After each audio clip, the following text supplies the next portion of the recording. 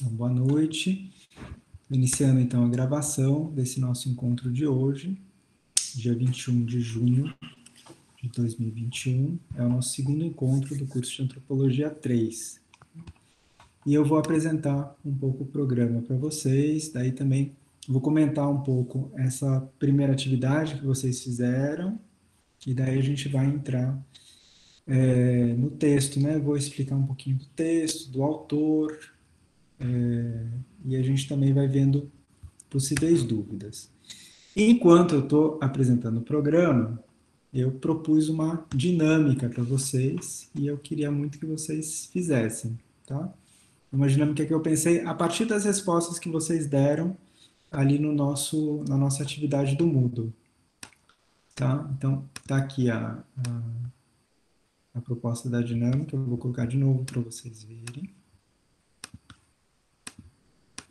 Então, tá aqui. Então, a dinâmica qual que é? Ela se chama Meu Emblema Cultural. Então, o que é um emblema, né? Emblema é um símbolo que a gente tem e que representa a nossa identidade, o nosso grupo, a nossa coletividade. Então, um emblema, né, da cultura brasileira, por exemplo, a bandeira brasileira, né? Um emblema de um time de futebol é o símbolo desse time de futebol, né? Ou a camisa do time de futebol. Um emblema religioso, né? Pode ser por exemplo, né? Vocês devem conhecer a festa do Divino Espírito Santo. E daí a gente, na festa do Divino, tem uma bandeira do Divino, né? Ou nas folias de reis, né? No ritual de folia de reis, a gente tem uma bandeira da folia de reis, né? E tem o bandeireiro, a bandeireira, né? Então, é um símbolo, né? Algo que represente você e a sua cultura ao mesmo tempo, tá? Então, com isso, eu queria trabalhar um pouquinho com vocês, né? Qual que é o objetivo do exercício? A gente entender algo que a gente vai discutir a partir do Tyler, né? Do Edward Tyler, que é o conceito de cultura, e daí algo que vocês já colocaram no exercício, né? Algumas de vocês, que é um conceito de cultura no singular, né? Isso marca uma visão não relativista, né? Muito diferente do Boas, sobre o que é cultura, né? O Tyler começa o texto falando de cultura ou civilização, né? Então ele propõe uma equivalência entre os dois conceitos. E daí eu queria saber o que vocês entendem por cultura, né? Claro que vocês já passaram por introdução à antropologia, vocês já passaram pela antropologia cultural, né? Pelo Boas, e queria saber qual que é a cultura de vocês, né? O que vocês entendem por cultura. Então, e em que medida essa cultura que vocês entendem, né?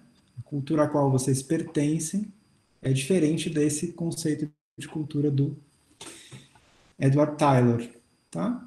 Então, aqui está a nossa atividade, né? Então, dinâmica, meu emblema cultural, para vocês fazerem no chat enquanto eu estou apresentando o programa. Escolha um objeto que represente a sua identidade cultural. Descreva no chat e comente por que ele representa a sua cultura. Só isso, bem simples, tá? Então, eu não tenho aqui, não estou na minha casa, mas um objeto que me representa muito é o meu cachimbo, né? Então, eu uso um cachimbo, eu fumo, né, esse meu cachimbo, e o meu cachimbo é algo que eu herdei do meu avô, né? Eu tenho cachimbo dos meus dois avós, né? O meu avô por parte de pai e o meu avô por parte de mãe, e eu tenho ganhado dos meus alunos, né? Principalmente dos meus alunos indígenas, cachimbos, né? E daí eu trabalhei muito tempo com estudantes indígenas na Universidade Federal da Bahia, então eu tenho alguns cachimbos indígenas que eu uso para fumar às vezes também, e eles representam um pouco do que eu entendo pela minha cultura enquanto brasileiro, né? Então, representa um pouco dessa minha identidade cultural, tá? Então, essa dinâmica é... Então, a ideia é escrever, né? Descrever o objeto. Aqui a Alexia está perguntando no chat, né? Então, vocês escreverem uma mensagem aqui no nosso chat, né? Então, falando qual seria esse objeto, né? Descrever ele um pouquinho, né? Como é que ele é, quais as cores, né? Como é que ele é, e daí falarem por que ele representa vocês, tá bom? Então é isso. Vocês tiveram acesso ao programa, Eu vou agora projetar, então, a minha tela aqui, e vou apresentar o programa para vocês, e daí a gente vai também ver o que mudou, né? E como é que a gente vai trabalhar a dinâmica esse semestre, tá?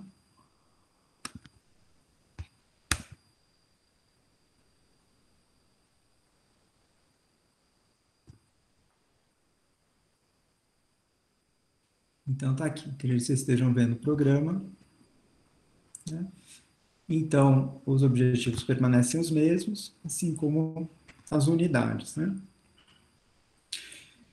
Daí eu detalhei um pouquinho melhor, né? O modo como a gente vai trabalhar, né? Esse modo que é um modo, né? Vocês estudam primeiro, vocês leem, vocês assistem os filmes, fazem a atividade e depois a gente vem para esse encontro. Isso em pedagogia, né? Como estratégia didática, se chama sala de aula invertida, né? Então, a gente vai trabalhar muito a partir dessa metodologia, a partir dos fóruns, né? Então, de questões que são propostas nos fóruns. A gente vai fazer, né, a leitura e esses debates como uma forma de análise dos textos, e a gente vai trabalhar com dinâmicas, né? As dinâmicas pelas ferramentas virtuais do Ava Moodle, então os fóruns são uma delas, né? E também essas dinâmicas na aula, né, que eu vou passando para vocês, que elas ajudam a gente a criar uma interação maior, tá? A nossa frequência, né? A participação nos encontros síncronos, ela não é obrigatória, né? Então, seguindo as recomendações da universidade para esse período de ensino remoto, por conta da pandemia, né? Mas as atividades, sim, né? Então, as atividades previstas no programa são 10 atividades que a gente vai fazer, né? Elas são obrigatórias e é a partir delas é que vai ser medida a frequência, tá? Então, recomendo que vocês façam as atividades sempre no prazo, né? No programa eu detalho isso também, né? A não entrega da atividade no prazo, né? Ela daí tem que ser justificada, né? Para que vocês tenham o prazo prorrogado, né? E daí a justificativa ela tem que ser embasada em documentos, mostrando a gravidade do problema que impediu vocês de postarem a atividade no prazo, né? Acho que todas vocês postaram, né, nessa semana, e isso já mostrou que vocês têm um conhecimento do Ava Moodle, que sabem postar, né? Que sabem interagir com os colegas, né? Então, vocês fizeram comentários, então isso já foi muito bom, né? Aí a gente tem isso, né? O Ava Moodle é a nossa principal ambiente de ensino, né? Então ele está detalhado ali no programa também, o link para ele, né? O Google Meet é a nossa principal ferramenta para uma sala de aula virtual, né? Então todas as semanas é o mesmo link, o mesmo endereço, tá?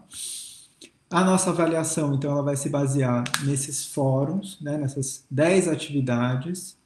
Cada fórum vale 10 pontos, e daí a gente vai ter um total de 100 pontos, né? Isso vai equivaler a 100% da pontuação do semestre, tá? Em cada fórum, né, 8 pontos são a partir da avaliação que eu vou fazer da qualidade das respostas que vocês deram, e 2 pontos são para o comentário, a postagem de pelo menos uma colega ou de um colega, tá bom? E a gente, então, como vocês viram, o método de cálculo dos pontos é pela soma dos pontos, tudo bem? E daí a frequência, né, vai ser medida pela participação nas atividades, e vocês têm que ter 75% de frequência, né? Isso de acordo com a recomendação do MEC para os cursos de ensino superior, tá? A gente, então, eu incluí um cronograma de atividades e de aulas, né? Então, a gente teve a nossa primeiro encontro no dia 14 e a primeira atividade prevista para o dia 17, né? Se vocês forem seguindo aí o programa, aí a gente tem como primeira leitura, né, o texto do Edward Taylor, A Ciência como Cultura, e daí essa nossa primeira atividade que vocês já fizeram, acompanhada do levantamento de expectativas e conhecimentos prévios, né?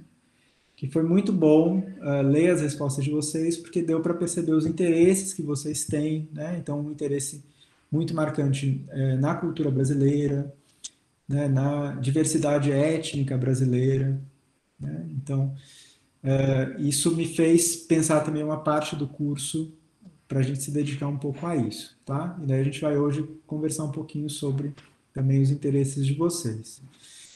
Então, essa semana a gente vai trabalhar o texto do Taylor hoje no encontro, mas aí já está prevista a leitura de um texto do Fraser, que está no mesmo livro do Celso Castro, disponível já no Moodle, né, que se chama O Escopo da Antropologia Social. Esses dois autores, esses dois trabalhos são muito importantes para a gente entender o início, né, de sistematização do que é o campo da antropologia e do que é o campo de uma antropologia da qual faz parte a etnografia, tá? Então isso é muito importante para a gente ver também, né, como é que esse pensamento funcionalista ele já está presente nesses autores que foram identificados como evolucionistas, tá?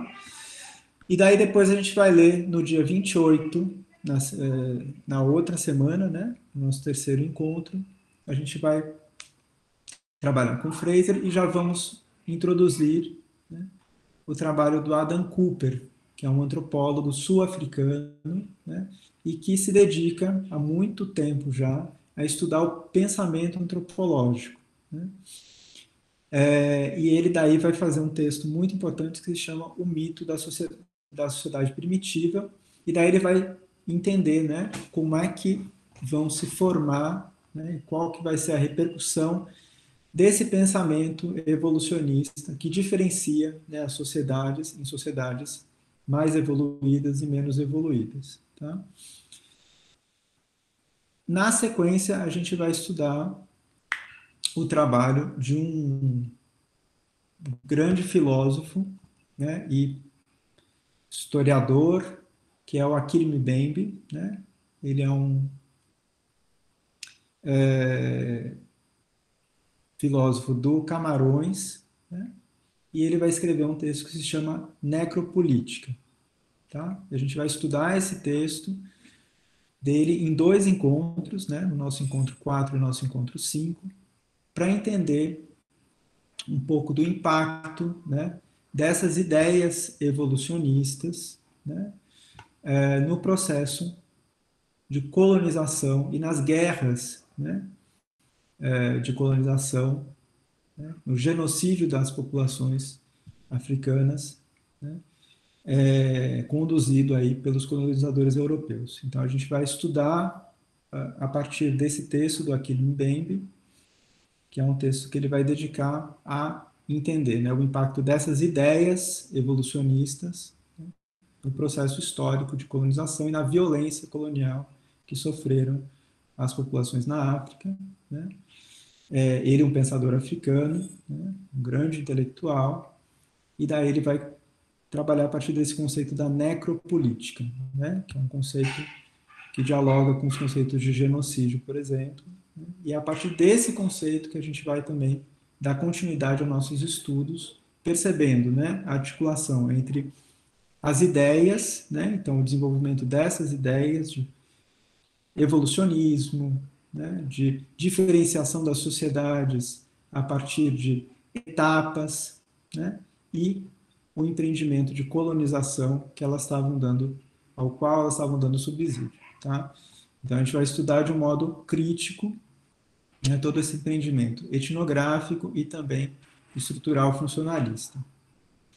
Então a gente vai dedicar dois encontros a discutir esse texto. Esse é um texto bem denso, então vocês separem daí, né, um tempo maior para a leitura desse texto, um tempo maior, não precisa ser 2 horas seguidas, né, mas pode ser meia hora, daí vocês param, descansam, né, depois leem mais meia hora, dividam a leitura em vários dias, tá? Que isso vai fazer com que vocês ganhem no aprofundamento no texto, tá? E daí a gente vai dialogar, né, a partir do nosso encontro síncrono, e a gente vai fazer a nossa atividade 3, né, sobre evolucionismo cultural, e já olhando o evolucionismo cultural a partir dessa perspectiva crítica que esses antropólogo, né, e filósofo, historiador africanos vão dar para a gente, tá bom? Que são o Adam Cooper e o Achille Mbembe. Aí a gente vai entrar na segunda parte do curso, né, a segunda unidade, a gente vai se aprofundar, né, no que é a etnografia a partir de um mergulho no trabalho do Bronisław Malinowski, né, um antropólogo polonês que vai fazer sua carreira na Inglaterra, né, vai iniciar seus estudos em matemática e física, inclusive se doutorando nessas áreas, e depois vai se dedicar exclusivamente ao trabalho em antropologia e etnografia, tá? E vai ser ele que vai sistematizar, né, algo que vários outros pesquisadores da época já vinham desenvolvendo, que era a abordagem etnográfica, né? Que ela é, ao mesmo tempo, né, teórica e metodológica. Então, em algumas respostas de vocês, né, eu vi que vocês tiveram o entendimento de que a etnografia é um método de coleta de dados, né? Então, hoje eu já vou começar a retrabalhar um pouquinho esse entendimento com vocês, tá? O Malinowski, ele vai definir a etnografia como uma abordagem, né, teórica e metodológica para se desenvolver uma teoria etnográfica, né? Então, isso vai ser bem importante, a gente vai trabalhar ao longo de alguns encontros. Então, a gente vai assistir um filme do André Singer, que se chama Fora da Varanda. Depois, no encontro 7, a gente vai trabalhar com um capítulo do Malinowski, que é Os Nativos de Trobriand. Sempre daí a gente vai ter alguma atividade, né? Não necessariamente semanal, né? As atividades são, na verdade, quinzenais, a maior parte delas, mas daí elas vão envolver as leituras e os filmes que a gente for assistindo, tá? E daí depois a gente vai fechar essa nossa leitura, né, dos Argonautas, lendo o capítulo 3, as características essenciais do Kula, tá? Esse estudo do Malinowski sobre o Kula é algo muito importante para a antropologia, né, e para a sociologia, porque vai dar base também a toda a teoria da reciprocidade, né, depois formulada pelo Marcel Mauss, tá? Então, depois, quando a gente for estudar esse capítulo específico do Malinowski, a gente vai discutir essa teoria e também os desdobramentos, tá? Aí depois a gente vai estudar, né, no encontro 9, a gente vai começar a trabalhar com o conceito de estrutural funcionalismo, a gente vai ler a introdução do livro Estrutura e Função na Sociedade Primitiva, do Alfred Radcliffe Brown. Tá? Vamos fazer daí um exercício para fixar alguns conceitos que ele discute. E depois a gente vai ler um capítulo desse livro, que é O Irmão da Mãe na África do Sul. Tá? Daí um capítulo mais etnográfico e analítico. Aí depois a gente vai ler um texto do Adam Cooper, que é A Teoria da Descendência, uma fênix das cinzas. E daí a gente vai ver a contribuição dessa teoria da descendência para desenvolvimentos futuros da antropologia. Ela vai ser uma teoria muito importante para a gente se aproximar dos estudos de parentesco na antropologia, né, entender a importância dos clãs, da organização clânica de uma sociedade, né, do modo como se criam regras de parentesco, né, de casamento, ou de relações rituais entre grupos, né, e mesmo as regras de transmissão de bens, né, de herança, né, de divisão da terra. Então, esse estudo, né, que é um estudo que foi feito por vários antropólogos daí, mais próximos, né, a essa escola britânica, vai ser algo muito importante e depois vai ser fundamental, né, para os desdobramentos de uma antropologia política, tá? Então, esse vai ser um encontro e um texto daí muito importante para a nossa leitura. E daí a gente vai fechar esse bloco, né, esse nosso segundo bloco, com um texto do professor Florestan Fernandes. Daí a gente vai ver, né, um estudo dos anos 40 que vai dialogar de perto com essa abordagem funcionalista, né? Mas daí para estudar algo muito diferente, que é a função social da guerra entre os Tupinambá, né? Um povo indígena da costa brasileira, né? E Florestan Fernandes vai fazer, né, os primeiros trabalhos dele de mestrado e doutorado na etnologia, então ele se forma antropólogo, né? Depois é que ele vai se dedicar aos estudos de sociologia, e ele vai estudar, dedicar 2 estudos, né, ao povo tupinambá, né? Então, a gente vai ler daí como é que ele está utilizando, né, esse pensamento que se desenvolveu muito, né, essa abordagem antropológica que se desenvolveu muito ali na Inglaterra para fazer um estudo de uma sociedade indígena brasileira, né? A partir daí o Florestan se dedica muito aos estudos também a partir de uma perspectiva histórica, tá? Depois a gente entra na nossa terceira parte do curso, a gente vai estudar ritual e performance, e daí a gente vai ler um texto do Victor Turner, né, que se chama O Processo Ritual, Estrutura e Antiestrutura. Aí a gente vai ler, né, o texto do professor Roberto da Mata sobre carnavais, né, então uma abordagem do ritual, dos carnavais, a partir dessa perspectiva de análise dos rituais, tá? Isso a gente já está no nosso encontro 14. E daí depois a gente vai ter 2 encontros em que a gente vai trabalhar uma abordagem feminista de antropologia, tá? Então a gente vai ler a Mary Stratton, um texto que é um texto base para as pesquisas dela, né? Que é O Gênero da Dádiva. A gente vai ler a introdução desse livro. E depois a gente vai ler 2 estudos de uma antropóloga inglesa que dá aula no Brasil, na Universidade Federal da Bahia, que é a professora Cecília McCallum. A gente vai ler 2 textos bem curtinhos dela, um que é Nota sobre as categorias Gênero e Sexualidade e os povos indígenas, e o outro que é Cuidado Infantil na relação entre adultos e crianças na periferia de Salvador. E daí a gente vai ver, né, a partir de alguns desses trabalhos, como é que essas abordagens recentes e também que vão trabalhar com temas da sociedade brasileira vão dialogar com esses autores que a gente estudou no começo do curso. Tá? Então, vou parar aqui de compartilhar. Pronto. E daí estou aberto aqui a algumas dúvidas que vocês possam ter. E daí também a gente conversa aqui sobre a dinâmica. A dinâmica ninguém fez ainda. Então, vou esperar uns 5 minutinhos para vocês fazerem a dinâmica, tá bom? E daí também colocar as dúvidas. A Marcele colocou uma dúvida aqui. Professor, tem uma pergunta quanto ao prazo de entrega das atividades. Certo. O prazo geralmente é para quinta-feira, né? Depois do nosso encontro síncrono. E daí, geralmente, a gente vai ter um intervalo as nossas atividades vão ser quinzenais, tá? Marcele pode perguntar. Ah, tá. Não vai ser toda semana, então. Não, não vai ser toda semana. Eu achei que ficava muito pesado, né? Eu prefiro que vocês tenham mais tempo de leitura, tá? Então é meio isso. A quinta-feira, o tempo que vocês. Então, assim, já hoje, né, a gente tem 1 hora de encontro síncrono. A ideia é que a outra parte do encontro vocês usem para leitura, né? Ou para atividade que está destinada, tá? E na quinta-feira também, daí o tempo que a gente teria, porque o nosso total semanal seriam 4 horas, né, de estudos. Então, vocês usem esse tempo para fazer a leitura, tá?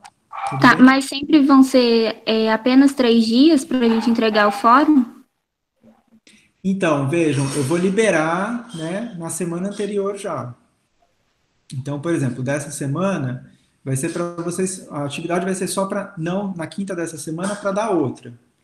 E daí eu já vou liberar o fórum essa semana, tá? Atividade 2, vocês já vão poder começar a fazer ela essa semana. E daí para terminar na próxima semana. Então, na verdade, vocês não vão ter 3 dias, vocês vão ter quase 10 dias para fazer a atividade, tá bom? Ah, tá. Ah, tá. O texto que você postou hoje, então eu posso entregar na semana que vem. Isso. Daí a atividade vai ser só na semana que vem. Se Ah, vocês tá. quiserem, eu posso detalhar daí para vocês, olha, esse texto equivale às perguntas 1 e 2 ou a pergunta 1 da nossa atividade, tá? Aí o texto da semana que vem, o texto equivale às perguntas 2 e 3 ou 3 e 4 da atividade, tá bom? Eu vou orientando vocês e daí fica mais leve. Daí a ideia é assim, toda semana vocês vão ter uma pergunta para responder, né? Mas daí não vão ser só 3 dias, vocês vão ter mais uns 10 dias para fazer a atividade, tá bom? Tudo bem? Então, tô vendo aqui, daí vou pedir, né? Se a Bianca ou a Cibele querem falar um pouquinho, né? Senão eu posso ler também e a gente conversa.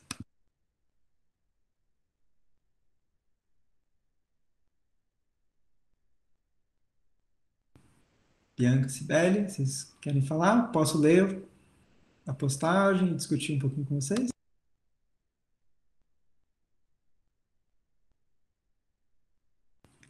Então, agora, a partir da dinâmica, a gente já vai entrando no nosso texto de hoje, tá?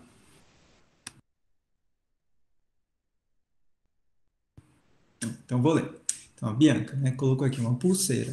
As cores da bandeira LGBT+,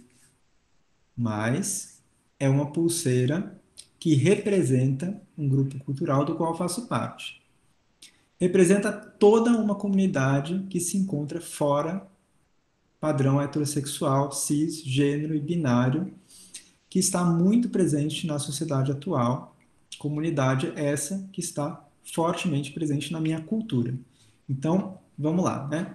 A Bianca está tomando um emblema, né, que é uma pulseira, com as cores do movimento LGBTQ+, né?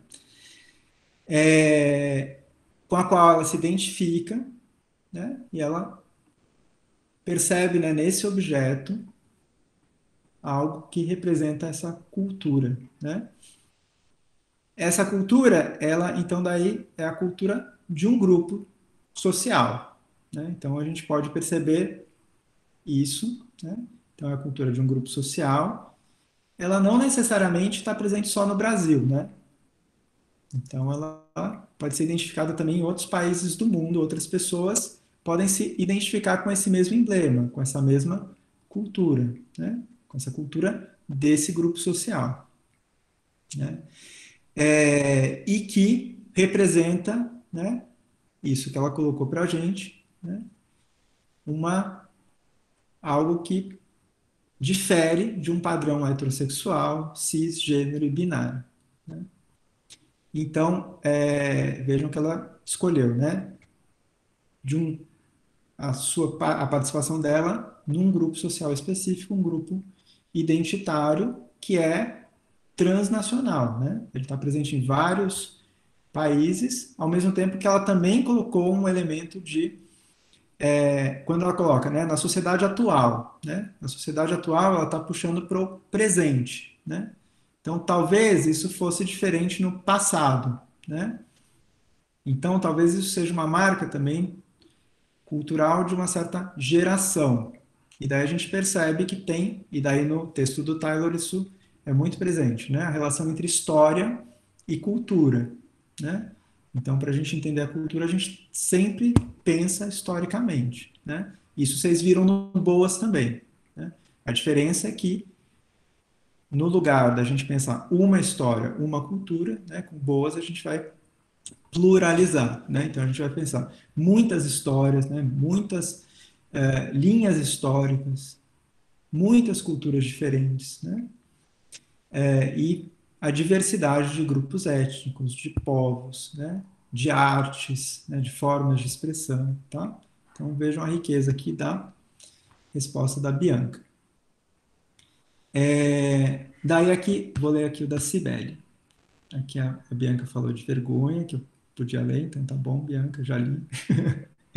Daí a Cibele, né? O objeto que representa a minha cultura é o atabaque. Ó, que legal, hein? Um instrumento musical que é muito presente em práticas afro-brasileiras como capoeira e os cultos do candomblé e ubanda. Então vamos lá, a gente tem práticas da cultura afro-brasileira, né? E duas expressões religiosas, né? Duas instituições religiosas presentes no Brasil, né? O candomblé e a umbanda.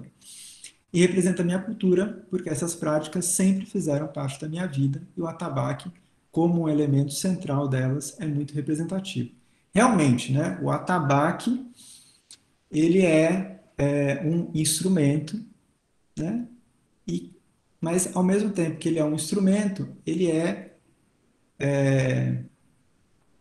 um objeto, né, cujo som, né, quando o Ogã, né, daí no candomblé, a gente tem o Ogã como o músico, mas ao mesmo tempo como a figura que controla, que tem uma dimensão de controle com relação à dança, né? É ele que acelera, é ele que retarda, é ele que para, que silencia, né? E daí todo um transe do candomblé, né? A incorporação nos cavalos, né? E daí com o tempo vocês vão estudar um pouquinho melhor isso, né? Dialoga com esses atabaques e com o papel ritual dos ogãs, né? E a incorporação, a presença, né, dos orixás no candomblé tem a ver com a dança, né? E na Umbanda também, né? Daí, a das entidades. Né? E daí também dialogando muito de perto com o som e com a percussão. E a gente tem os atabaques presentes, né, na percussão da música brasileira, né? Do samba, de um jeito muito forte. E daí sim é um objeto, um instrumento, mas que também é um emblema, né?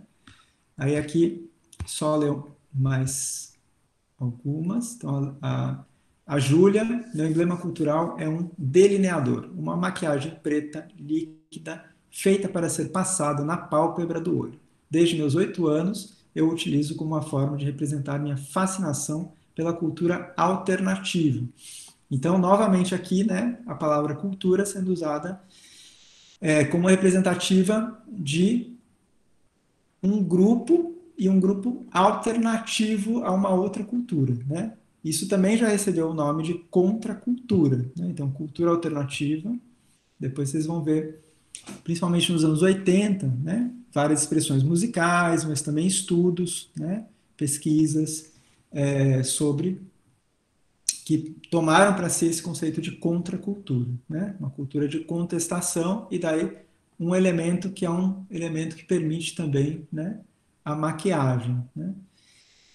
Vejam que interessante, né? A escolha da Júlia, né? A escolha da Júlia é por também uma pintura, né? Algo que caracteriza o rosto. Em muitas sociedades indígenas, né, algo que é fundamental, né, são as pinturas corporais. E essas pinturas corporais, elas são emblemas de identidade dos grupos clânicos. A gente tem no Brasil um grupo indígena chamado Wayampi, né, uma população muito grande que vive no Amapá, e as pinturas corporais deles hoje são patrimônios culturais da humanidade reconhecidos pela Unesco, tá? De tão importantes que elas são, né? Então, aqueles padrões, né, aqueles desenhos, aquelas pinturas, né, que são transmitidas de geração em geração, então não são desenhos aleatórios, né? As mulheres aprendem com as suas mães e com as suas avós, né, a fazerem aqueles padrões gráficos que são muito detalhados e muito difíceis de fazer, são muito complexos, né? E são feitos geralmente com genipapo, né? Então eles têm uma duração de semanas no rosto ou no corpo, né? E os homens também aprendem com seus pais, com seus avós, e cada grupo de pertencimento, né? Então todos são vistos como filhos de um ancestral comum, e daí cada grupo tem as suas pinturas específicas, né? Que diferenciam também homens e mulheres. Então, vocês veem como a pintura, né? Ela pode ser a gente fala, né? Um marcador de identidade, tá? Um marcador diacrítico de identidade. Aqui a Letícia, tenho como objeto mais próximo da minha representação cultural o livro que meu avô escreveu em forma de poesia sobre o ex-presidente Lula. Ele faleceu em 2013 e foi um homem semi-analfabeto, mas com amor pela poesia e com gratidão eterna pelo presidente ter tirado a sua família da miséria. Gosto de lembrar da obra com carinho e ela me motiva a continuar na luta e resistência pela esquerda, assim como meu avô. Então, muito legal, Letícia. Aqui a gente tem né? Algo que vocês vão estudar depois, né? Mas o conceito de cultura, né? A Letícia ajudou a gente a ver ele em alguns sentidos, né? No sentido de intergeração, né? Então, algo que diz respeito à transmissão, né, de conhecimentos, de saberes, ou, no caso, né, de militância política. E daí, no caso, essa militância passa também por um objeto de arte, né, um livro de poesia, né, de modo intergeracional, né, e daí também uma cultura de um grupo social, um grupo específico, mas que é um grupo político, né? Então, a gente pensar também a cultura política. E isso hoje em dia é muito trabalhado, né, em antropologia política e também em ciência política, né? Então, como é que a gente pensa a cultura de um modo intergeracional, né? Não sei se foi nessa turma, mas que eu falei um pouquinho desse fenômeno, né? Então, por exemplo, a cidade de São Paulo teve, né, agora faleceu há pouco tempo, um prefeito chamado Covas, né? O Bruno Covas, que era neto do Mário Covas, né? A cidade de Salvador tem hoje o ACM Neto, né? Que é neto do Antônio Carlos Magalhães, né? Aqui no caso a gente tem uma cultura de esquerda, né? Mas como é que essas famílias, né? Outras também perpetuam culturas de filiação política, ideologia política em segmentos da direita na política, né? Então isso também é um objeto de estudo e que a gente consegue olhar pela perspectiva cultural, tá? Então eu não vou conseguir ler todos, mas vocês entenderam um pouquinho, né, da importância disso, né? Da gente entender bem como é que a gente está definindo cultura, né? E ao que a gente está se referindo quando a gente pensa em cultura. Se é um grupo social, se há uma sociedade mais abrangente que agrupa diferentes grupos sociais, né? No caso da sociedade brasileira, né? O que a gente chama de Brasil engloba não só, né, grupos sociais diferentes, mas sociedades diferentes, né? Os povos indígenas no Brasil, mais de 270 etnias, né, compõem outras sociedades, né? Não são só etnias, né? Não são só populações culturalmente diferenciadas, mas são sociedades completamente diferentes, né? Com regras, com padrões, com costumes, com sistemas religiosos, sistemas rituais, né? Línguas, né? São mais de 200 línguas diferentes, né? Então, isso é muito importante para a gente entender, né? Como é que em cada pesquisa, em cada estudo, a gente primeiro precisa entender o que a gente está chamando de cultura, tá? E daí é por isso que o nosso autor, né, que a gente trabalhou a partir da atividade, o Taylor, ele inicia o texto dele, né, falando de cultura, né? E daí, para o Taylor, né, que é um autor do século XIX, né? Então, Taylor nasceu na Inglaterra, ele era filho, né, de uma família de comerciantes que tinha uma fundição de bronze, né? E ele não vai para a faculdade, ele é um autodidata, ele estuda, né? Por conta da atividade da família dele. Ele vai ter a oportunidade de fazer viagens, né? Então ele vai para o México, ele conhece o México, ele se fascina pela cultura mexicana, né? Ele vai escrever, né, um livro em 1861, que vai ser o primeiro livro dele, né? Anahuac, ou México Antigo e Moderno, né? E daí, a partir desse estudo sobre o México, né, sobre as populações mexicanas, né, e os impérios mexicanos, né, ele vai começar a se aprofundar em antropologia e em etnografia, né? Nesse momento em que ele vai fazer, tem um momento no texto dele que vocês leram, né, que ele vai falar, o etnógrafo, né, que começa a fazer sua pesquisa na sua biblioteca, né? Então, os etnógrafos, no tempo do Taylor, não iam a campo, não faziam pesquisa junto às comunidades, junto às populações que eles pesquisavam, né? Eles liam, fichavam, tinham acervos, né? Tinham muitos documentos, cartas escritas por missionários, né? Relatos escritos por viajantes, relatos escritos por comerciantes. Eles mantinham correspondências, né? Enviavam cartas com perguntas, né? E daí missionários que estavam, por exemplo, no Brasil, ele menciona, né? Os padres jesuítas. E o Tyler tinha correspondência com padres jesuítas que estavam no Brasil em 1860, em 1870, e ele mandava perguntas e os padres respondiam, né? Ao mesmo tempo que ele mandava perguntas para comerciantes que estavam no México, né? Para proprietários de terra, para todo tipo de pessoas que tivessem um interesse, né? Por antropologia, por arqueologia, por filosofia, por história, por línguas, né? E daí eles mantinham essas correspondências e iam fazendo grandes acervos, né? Então, isso era o trabalho dos etnógrafos. A partir do momento, né, que os etnógrafos começam a elaborar suas teorias, né, comparando materiais, né, do México, do Brasil, né, da Austrália, é que eles vão começando a desenvolver a dimensão etnológica, né, dos seus trabalhos, né, a partir da comparação, né, e daí é que eles vão concebendo, né, o que é um entendimento antropológico. Então, uma pessoa ela poderia ser, né, um etnógrafo,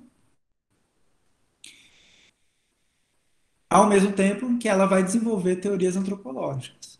Mas a viagem, o deslocamento, não necessariamente fazia parte do trabalho do etnógrafo. Tá?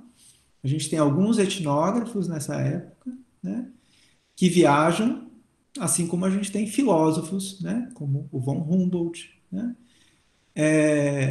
que vão fazer grandes, o Alexander von Humboldt, que vão fazer grandes viagens e coletar muitos materiais, né? O Theodor Koch-Grünberg, um pouco depois, né, que vem inclusive para o Brasil, né? Mas não necessariamente. Os etnógrafos são viajantes e vão fazer pesquisa de campo. Então, isso é algo que vai ser construído aí no começo do século XX. Esse entendimento novo do que é a etnografia, tá? Bom, e daí, a gente leu um trecho, né, desse livro, Cultura Primitiva, né, pesquisas sobre o desenvolvimento da mitologia, filosofia, religião, linguagem, arte e costume, né? Então, esses são os temas de interesse do Tyler, né? E também que são os temas de interesse para um conceito de cultura geral da humanidade, né? Qual que é a questão que se coloca aqui de um modo muito forte, né? A gente tem nessa mesma época um entendimento de antropologia de que existiam raças diferentes na humanidade, né? Então, o Tyler, ele a partir desse texto, ele está afirmando não, a humanidade é uma só, não existem raças diferentes, né? Como existe na botânica, né? Ou na zoologia. Vocês veem que ao longo do texto ele vai o tempo inteiro fazendo a comparação entre o trabalho do etnógrafo e o trabalho do botânico, né? De classificação, de catalogação, né? De identificação, tá? E de organização dos materiais, né? Então, a referência dele está, né, sempre na biologia e também numa forma de se contrapor à biologia e a certas linhas da antropologia, né? E daí algumas de vocês colocaram nas respostas que vocês deram, né? A influência do Charles Darwin, né? Realmente o Charles Darwin é um pensador que vai influenciar muito, né? Todo o pensamento dessa época. E não é à toa, né? Que todos os autores dessa época vão ter um diálogo implícito, né? Ou explícito com ele, tá? Então, é muito importante a gente entender isso, né? Que ele está se contrapondo de modo crítico, né? A essas abordagens que diferenciam várias raças humanas, né? Ele, em vários momentos do texto, ele está dizendo não, existe uma única raça, né? e que é produtora de cultura, né? E isso é o que permite a gente comparar, né? Comparar as pessoas que estão na Inglaterra, no interior, as técnicas que elas usam, que os camponeses usam para acender o fogo, as técnicas que elas usam para contar as suas narrativas, as lendas, né? E aquelas de pessoas de outras partes do mundo, né? E daí de civilizações que ele entende que são primitivas, tá? Mas é isso que vai permitir a comparação, tá? Então ele vai definir aqui, né, logo no início do texto, o que ele está entendendo por cultura. Então, cultura ou civilização no singular, né? Então não tem culturas, tem uma única cultura humana, tomada em seu mais amplo sentido etnográfico, é aquele todo complexo que inclui conhecimento, crença, arte, moral, lei, costume e quaisquer outras capacidades e hábitos adquiridos pelo homem na condição de membro da sociedade, né? A situação da cultura entre as várias sociedades da humanidade, na medida em que possa ser investigada, segundo princípios gerais, é um tema adequado para o estudo das leis, do pensamento e da ação humana. Então, a ideia aqui, né, é que existe o pensamento humano. Acho que foi a Brenda que colocou, né, na resposta dela. Brenda, assim, foi uma resposta muito completa, e que mencionou inclusive o iluminismo, né? Por quê? Porque aqui tem um suposto da racionalidade. Então, é uma única raça humana, né, e que se diferencia dos animais dos outros seres, né, a partir da racionalidade. Então, essa é uma outra questão, né?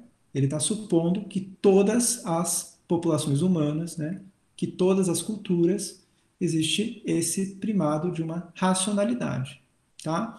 E ele vai dizer que o que é a tarefa, né, do antropólogo e do etnógrafo é descobrir a lógica e a racionalidade que está por detrás dos costumes tão diferentes, muitas vezes, né?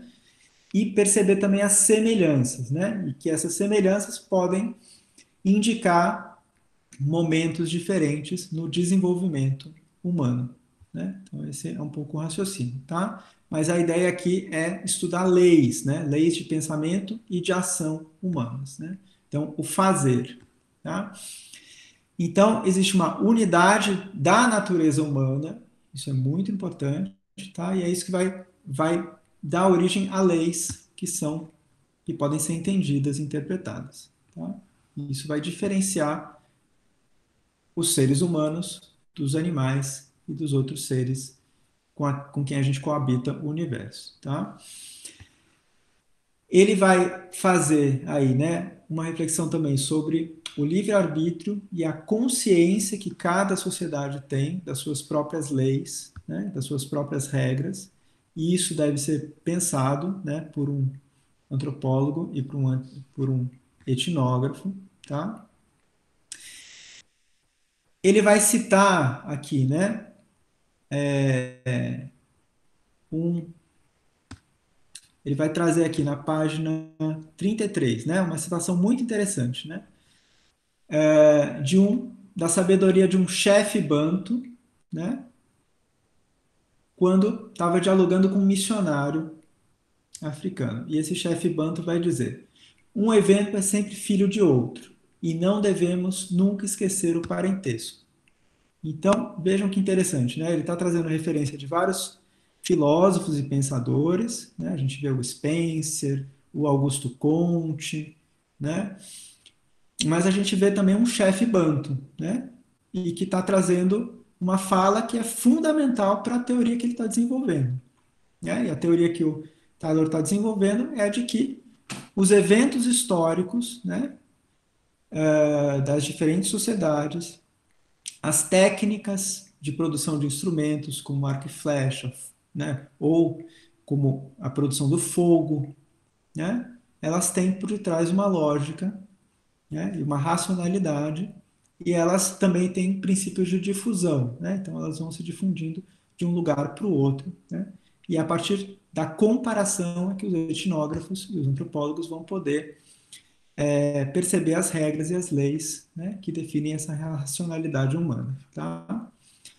E entender isso que seria uma filosofia da história, né? Então, o estudo da cultura nesse sentido é também fazer uma filosofia da história, né? Aí ele cita em muitos momentos um filósofo que é o Leibniz, né? E a gente vai poder também depois, quando vocês estiverem estudando, né, por exemplo, Marx e forem voltar para o Hegel, né, vocês vão ver que tem aqui também, né, toda uma perspectiva de diálogo com uma certa filosofia da história, né, que vai ter outros desdobramentos, né, mas a dialética é também uma teoria, né, que percebe a evolução na história, né, a partir de determinados eventos que acontecem em determinadas sociedades, né, ou povos, né, e de eventos que se dão a partir também de contraposições, tá? Mas isso é importante, né? Ele está aí dialogando de perto com a história, né? E com a arqueologia, né? Então, a arqueologia, ela, nesse momento, ela é uma parte também da etnografia, né? E daí ele vai, em muitos momentos, fazer referência a técnicas que são próximas, né? Então, aqui, né, na página 34 ele vai falar, né? Examine, por exemplo, os instrumentos amolados e de ponta nessa coleção, né? O inventário inclui uma machadinha, um enxô, cinzel, faca, serra, raspadeira, né? E daí isso vai permitir o quê? O estudo das tecnologias, né? De como é que as pessoas fazem metal, né? Ou como é que as pessoas esculpem os materiais de pedra, as diferentes pedras para se fazer, né? Instrumentos como os arco e flecha, os machados, as facas, né? Isso vai permitir reunir, né? Sociedades inteiras que têm técnica, por exemplo, de moldar pedras, né? De lascar pedras, né? Como sociedades de uma determinada idade, né? Pessoas da idade, sociedades da idade da pedra, né? Ou sociedades que têm a fundição do bronze, da idade do bronze. Então você vai criando etapas, né? Para diferenciar essas sociedades, tá? Isso também é algo muito importante, né? Então essa referência a, de um lado a botânica, de outro a arqueologia, né? Ele vai falar aqui na nossa página 35, né? Ele vai trazer, né, algo que é também muito interessante da gente pensar, né, que diz respeito à difusão, mas a difusão também em termos de alimentos, né, e de costumes. Então ele vai falar aqui, né, o curso dos eventos que levou cavalos e trigo à América. Então não existia cavalo na América, né, e também não existia trigo, né. Ao mesmo tempo em que para o continente europeu, né, a gente tem a adoção do costume do plantio do milho, que é algo das Américas, da batata,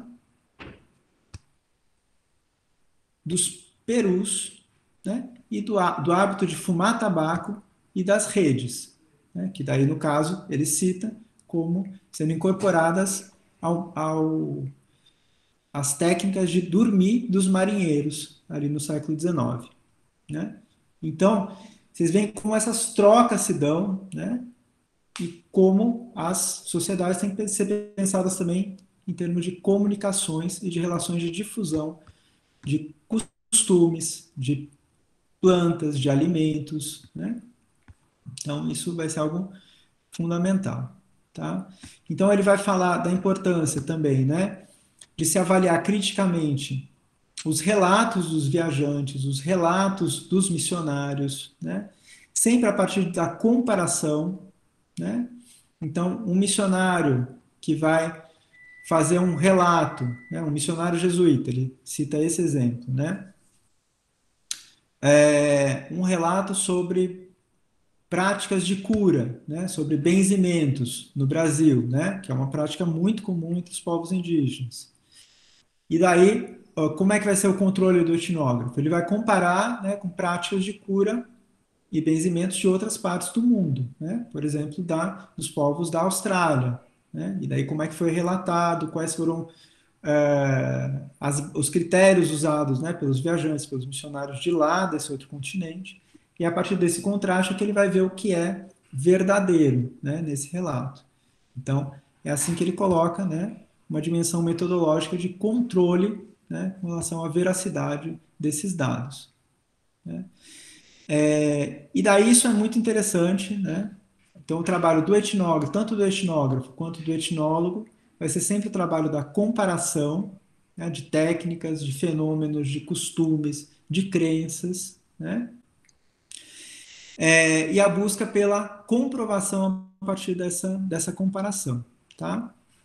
E daí, isso que eu já tinha falado para vocês, né? Reparem que aqui na página 36 ele vai falar, né, o etnógrafo em sua biblioteca, né? Então, é uma visão de etnógrafo muito diferente dessa com a qual vocês tiveram o primeiro contato, né, nos cursos iniciais de antropologia. Não é o etnógrafo que vai a campo, né? Então, aqui a etnografia é esse estudo comparativo dos relatos, né, que vai permitir a organização, né, dos costumes, das técnicas, para distinguir, diferenciar as sociedades, tá? E daí a busca sempre por regularidades, né? E daí, de modo de caracterização, da gente ter um entendimento amplo, né, sobre as culturas de determinada região, né, e de determinado povo. Tá? Vou abrir um pouquinho para ver se vocês têm alguma dúvida que vocês querem expressar, e daí vou fazer já um fechamento também, tá bom?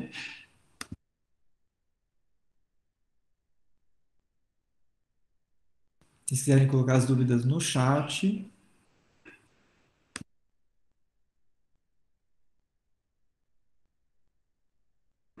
Nenhuma dúvida? Tá tudo bem? Obrigado, Letícia. Estou te vendo, daí vi que fez aí um gesto sem dúvida. Tá ótimo. Obrigado, Vitória. Então, isso é. Tá, tranquilo. Obrigado, Alex. Então, é para vocês verem, assim, né, que tem uma riqueza aí nesse texto muito grande, né? Ele tá. É um texto visto como um dos textos fundadores desse campo da antropologia e da etnografia. Né? Ele está organizando todo um método, todo um modo de trabalhar, né?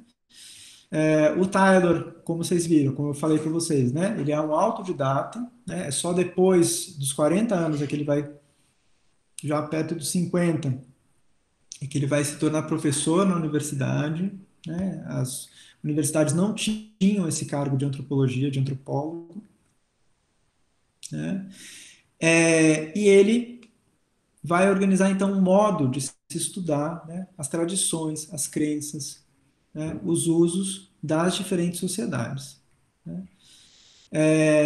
Ele vai fazer um comentário, isso eu queria até chamar a atenção de vocês. Né? Então, aqui na página 38, né, ele vai falar sobre algo que está voltando, né? E ele vai falar disso, dessas voltas, dessas sobrevivências, né? Desses movimentos que, enfim, ele está falando da evolução, né? Então, da diferenciação em etapas, né? Tem um conceito de desenvolvimento, né? Então, as sociedades vão se desenvolvendo e essa racionalidade humana também vai se desenvolvendo, né?